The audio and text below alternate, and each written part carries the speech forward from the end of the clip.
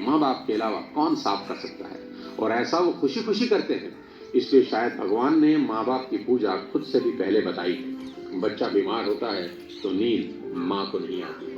माँ बड़ी अद्भुत है, वो बच्चे के रोने के अंदाज से समझ आती है कि भूखा है या पेट में दर्द हो रहा है, क्योंकि बोल के तो बच्चा समझा नहीं सकता।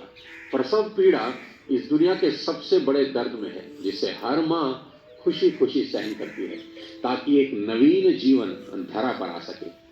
कहते हैं कि 20 हड्डियों के एक साथ टूटने के बराबर जितना दर्द होता है ना, उतना ही दर्द एक माँ को होता है एक बच्चे को जन्म देते हुए। याद रखना, इस दुनिया में सिर्फ एक रिश्ता बिना स्वार्थ के होता है, और वो होता है माँ बाप का अपने बच्चों के साथ। उनको बच्चों में सिर्फ इतना ही इंटरेस्ट होता है कि उनके बच्चे कामयाब बने, नेक बने। इसके अलावा उनका कोई सेल्फ इंटरेस्ट कभी नहीं होता। मेरे को यही लगता है कि माँ बाप आपके पैशन के अगेंस्ट नहीं, ठीक है, वो बस आपको गरीब नहीं दिखना चाहते। आज के इस वीडियो में बात करना चाहता हूं आज की जनरेशन से और उनके अपने माँ बाप से रिश्तों के बारे में। सबसे पहले मैं ये एक्सेप्ट करना चाहता हूं कि आज की जनरेशन हर लिहाज से पिछली सभी जनरेशन से बेस्ट है, क्योंकि जितना एक्सपोजर इनको मिला है उतना कभी किसी जनरेशन को नसीब ही नहीं हुआ है। मैंने मोबाइल फोन का इस्तेमाल करना शुरू किया जब मैं 21 साल का था। मेरी छोटी बेटी ने फोन और लैपटॉप का इस्तेमाल शुरू किया जब वो 6 साल की। जितना टैलेंट आजकल के बच्चों और युवाओं में देखने को मिलता है, इतना टैलेंट पहले कभी नहीं था। और मैं ये सिर्फ आपका दिल रखने के लिए नहीं कह रहा,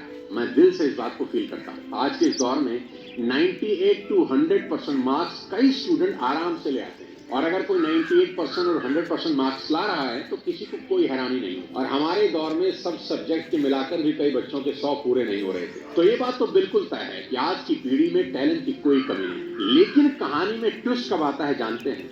जब बच्चे 14 से 20 साल की उम्र में होते हैं। अब इनके हार्मोन्स जंप करने लगते हैं, और इसका सबसे गंभीर असर ये होता है कि ये हार्मोन्स बच्चों को पेरेंट्स से दूर कर देते हैं, क्योंकि इस उम्र में बच्चों को चाहिए आज़ादी, और माँ बाप वो आज़ादी देते नहीं, क्योंकि वो जानते हैं इस तरह की आज़ादी के लिए ये उम्र सही नहीं है। तो पेरेंट्स रोकते हैं, समझाते हैं, उनको पता है ये उम्र फिसलने वाली है।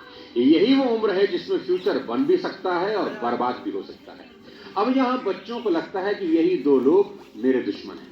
यहाँ बच्चे अब माँ बाप से झूठ बोलना शुरू कर देते हैं, चीजें छुपाना शुरू कर देते हैं। बच्चों को अब दोस्तों के साथ रहने में ज्यादा मजा आने लगता है। अपने ही माँ बाप अब दुश्मन दिखाई पड़ने लगते हैं। अगर किसी बात पर माँ बाप डांट दें तो आजकल के बच्चों का एक फेवरेट डायलॉग है, आवर पेरेंट्स आर आउटेड। पापा आप सत्या गए। और अगर बच्चे ऐसा कर रहे हैं तो मुझे इसमें कोई हैरानी की बात नजर नहीं आती। ये नेचुरल है, सभी करते हैं। 25-30 साल पहले हम भी यही करते थे, और आज से कोई 25-30 साल के बाद इनके बच्चे भी ठीक इसी इंटेंसिटी से ऐसा ही करेंगे। ये साइकिल चलता रहेगा। अरे आपको दिक्कत क्या है हमसे? कम से कम हम कोशिश तो कर रहे हैं ना।